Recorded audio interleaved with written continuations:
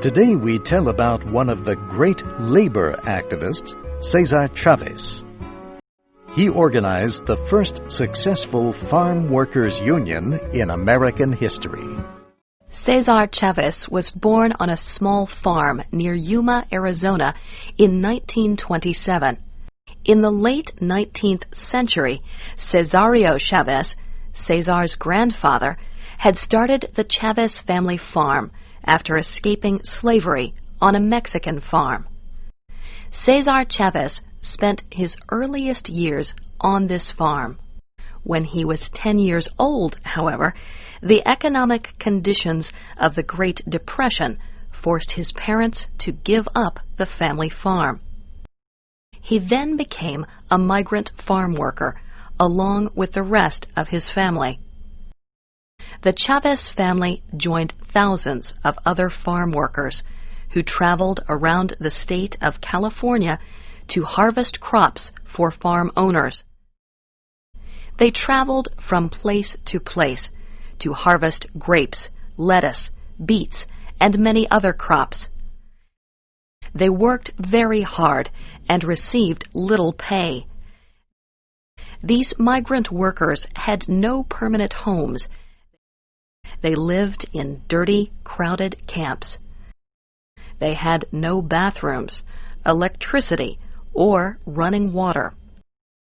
Like the Chavez family, most of them came from Mexico.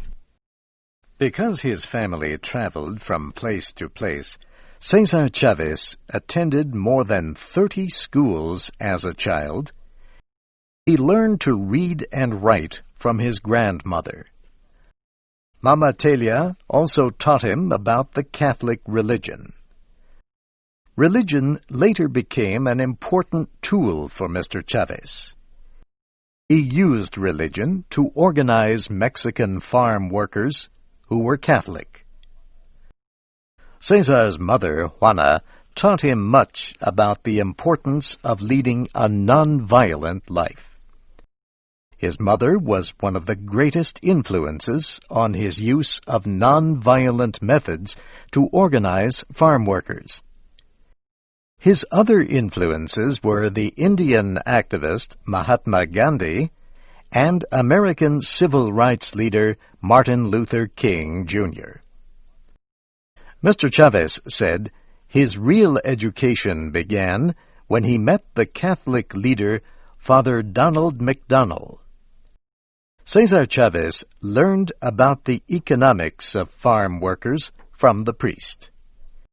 He also learned about Gandhi's nonviolent political actions, as well as those of other great nonviolent leaders throughout history. In 1948, Mr. Chavez married Helena Fabela, whom he met while working in the grape fields of Central California. They settled in Sal Cipuedes.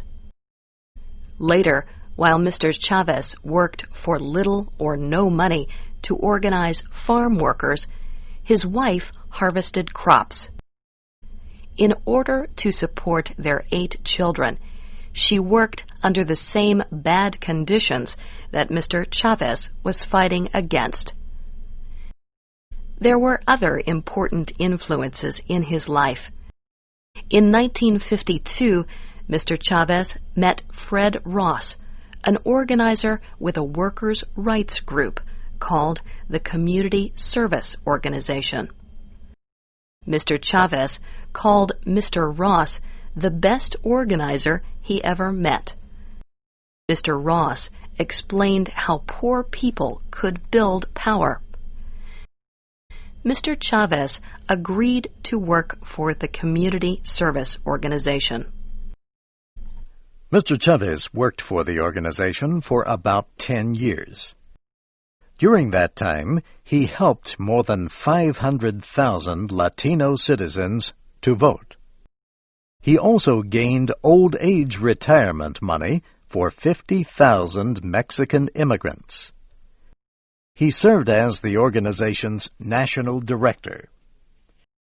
However, in 1962, he left the organization He wanted to do more to help farm workers receive higher pay and better working conditions. He left his well-paid job to start organizing farm workers into a union. It took Mr. Chavez and Dolores Huerta, another former CSO organizer, 3 years of hard work to build the National Farm Workers Association. Mr. Chavez traveled from town to town to bring in new members. He held small meetings at workers' houses to build support. The California-based organization held its first strike in 1965.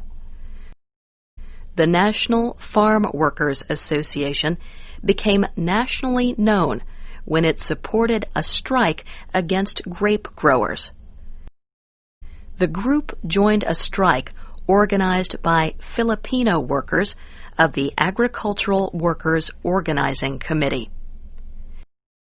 Mr. Chavez knew that those who acted nonviolently against violent action would gain popular support. Mr. Chavez asked that the strikers remain nonviolent, even though the farm owners and their supporters sometimes used violence. 1 month after the strike began, the group began to boycott grapes. They decided to direct their action against one company, the Schenley Corporation. The union followed grape trucks and demonstrated wherever the grapes were taken. Later, union members and Filipino workers began a 25-day march from Delano to Sacramento, California, to gain support for the boycott. Schenley later signed a labor agreement with the National Farm Workers Association. It was the first such agreement between farm workers and growers in the United States. The union then began demonstrating against the DiGiorgio Corporation. It was one of the largest grape growers in California. DiGiorgio held a vote, and the International Brotherhood of Teamsters was chosen to represent the farm workers. But an investigation proved that the company and the Teamsters had cheated in the election. Another vote was held. Cesar Chavez agreed to combine his union with another, and the United Farm Workers Organizing Committee was formed. The farm workers elected Mr. Chavez's union to represent them. DiGiorgio soon signed a labor agreement with the union.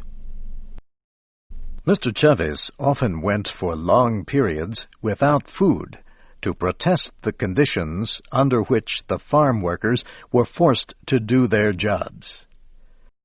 Mr. Chavez went on his first hunger strike, or fast, in 1968. He did not eat for 25 days. He was called a hero for taking this kind of personal action to support the farm workers. The union then took action against Jomara Vineyards Corporation, the largest producer of table grapes in the United States. It organized a boycott against the company's products. The boycott extended to all California table grapes. By 1970, the company agreed to sign contracts. A number of other growers did as well. By this time, the grape strike had lasted for 5 years. It was the longest strike and boycott in United States labor history. Cesar Chavez had built a nationwide coalition of support among unions, church groups, students, minorities, and other Americans. By 1973, the union had changed its name to the United Farm Workers of America. It called for another national boycott against grape growers, as relations again became tense. By 1975, a reported 17 million Americans were refusing to buy non-union grapes. The union's hard work helped in getting the Agricultural Labor Relations Act passed in California under Governor Jerry Brown. It was the first law in the nation that protected the rights of farm workers. By the 1980s, the UFW had helped tens of thousands of farm workers gain higher pay, medical care, retirement benefits, and better working and living conditions. But relations between workers and growers in California worsened under a new state government. Boycotts were again organized against the grape industry. In 1988, at the age of 61, Mr. Chavez began another hunger strike. That fast lasted for 36 days and almost killed him. The fast was to protest the poisoning of grape workers and their children by the dangerous chemicals growers used to kill insects. In 1984, Cesar Chavez made this speech, predicting the future success of his efforts for Latinos. Like the other immigrant groups, the day will come when we win the economic and political rewards which are in keeping with our numbers in society.